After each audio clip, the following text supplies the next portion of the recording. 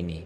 Tutorial Kristenisasi. Pacari, nikahi, murtadkan. Mari kita saksikan. Saya mengajak teman-teman saya yang Islam ketika mereka menjelang waktu sholat, itu saya traktir makan gitu. Sehingga apa?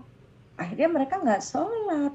Karena saya ajak makan, ya saya ajak ngobrol begitu. Nah, niatnya apa, Bu? Niatnya tadi melaksanakan misi amanat agung tadi. Pergilah, jadikan semua bangsa muridku, dan baptislah dalam nama Bapa, Anak, dan Roh Kudus. Saya tahun 85 memurtadkan ketua pengajian. Dengan apa triknya? Pacaran. Saya bisa memurtadkan ketua pengajian itu lewat pacaran. Pacaran. Oh. Jadi tahun 85 saya menikah dengan ketua pengajian yang saya murtadkan. Tahun 92 saya cerai. Aduh. Teman-teman barusan menyaksikan bagaimana Ustazah Dewi Purnamawati ini baru kemudian mengeluarkan tutorial kristenisasi, ya. Dan saya menyebut bahwa kristenisasinya ini adalah kristenisasi sesat. Kenapa saya memberikan tanda kutip kristenisasi? Karena ini adalah istilah mereka yang suka kebakaran jenggot gara-gara ada banyak orang yang masuk Kristen. Lalu kemudian mereka mengatakan ini kristenisasi, kayak reboisasi. Reboisasi dan apa sih? Sasi-sasian, ya. Dan dia mengatakan bahwa ini kristenisasi sesat, begitu ya. Ini adalah model-model kristenisasi sesat, ya, yang sebenarnya kalau kita lihat ini adalah argumen atau cara atau sharing dia tentang cara dia memurtadkan orang-orang muslim, ya.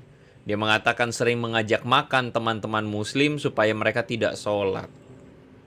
Sering ngajak ngobrol. Dan bahkan dia mengatakan niatnya apa? Niatnya adalah menjalankan misi Kristen. Dan sepertinya prestasi dia yang paling besar itu adalah memurtadkan ketua pengajian. Dan katanya triknya adalah pacari, nikahi, murtadkan. Jadi kenapa saya memberikan judul di sini kristenisasi sesat? Karena dari kata kristenisasi saja sebenarnya, meskipun dia tidak ngomong kristenisasi, tapi kita tahu bahwa itulah perkataan mereka berkali-kali. Kristenisasi. Ini adalah cara yang sangat sesat dan keliru yang tidak dipahami orang Kristen sebagai penginjilan. Saya harus katakan kepada teman-teman yang muslim atau teman-teman dimanapun Anda berada, saya ingin katakan pada Anda bahwa ini adalah sebuah pandangan yang sesat sekali. Kenapa demikian? Ini adalah halusinasi dari Ustazah Dewi. Dan Anda harus saya ingatkan kembali bahwa amanat agung itu adalah panggilan, sekali lagi, menyebarkan ajaran Yesus Kristus. Bukan ajakan untuk memanipulasi umat beragama lain supaya masuk Kristen. Mohon maaf, saya sebagai orang Kristen, saya katakan kepada Anda yang non-Kristen, apa yang dikatakan oleh Ustazah Dewi itu halusinasi. Amanat agung itu bukan paksaan untuk mengkristenkan siapapun dengan cara apapun dan manipulatif. Amanat agung itu adalah panggilan atau perintah dari Yesus untuk menyebarkan ajaran Yesus. Menyebarkan, bukan memanipulasi dengan cara apapun. Bahkan tadi, pacari, nikahi, murtadkan. Lalu kemudian mereka yang suka menyangkal lalu mengatakan begini, ngaku aja, kan dikatakan jadikan semua bangsa muridku. Jadikan itu kan berarti ya dijadikan Kristen. Sebentar.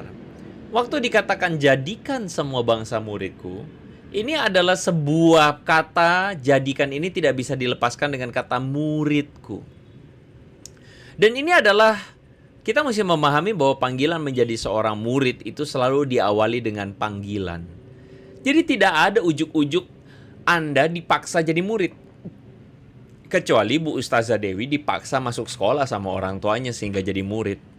Masalahnya adalah pada waktu itu konteks seseorang menjadi murid itu adalah panggilan atau didasari dengan panggilan sukarela.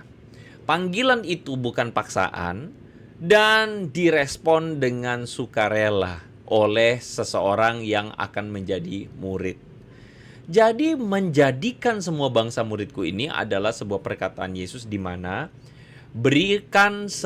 sebarkan ajaranku dan berikan sebuah ajakan bagi semua bangsa. Untuk apa? Menjadi murid Yesus. Kalau nggak mau, ya udah nggak apa-apa. Bukan dipaksa, lalu kemudian apa?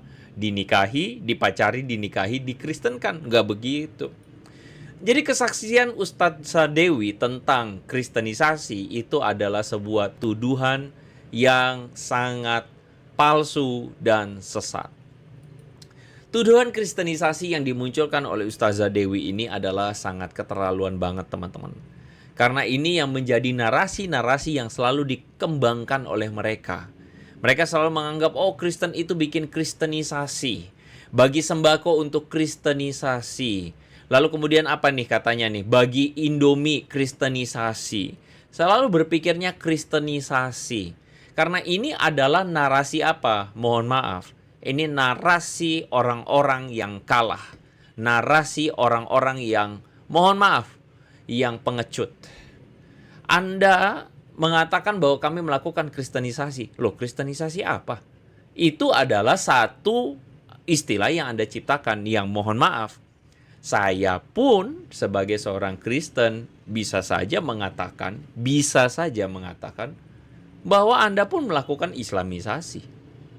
Ya, tapi kalau mau di ujung cari bagaimana, ya juga saya akan, ya kita akan selalu berdebat tanpa henti.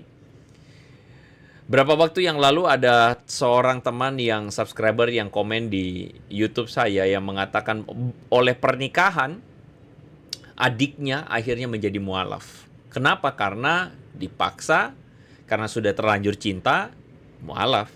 Dan kita tahu bahwa pada akhirnya ada beberapa dari antara Anda tahu dan ikuti video-video saya, ada beberapa video-video di mana ada orang menikah, calon pendeta kabur demi masuk Islam ternyata karena masnya.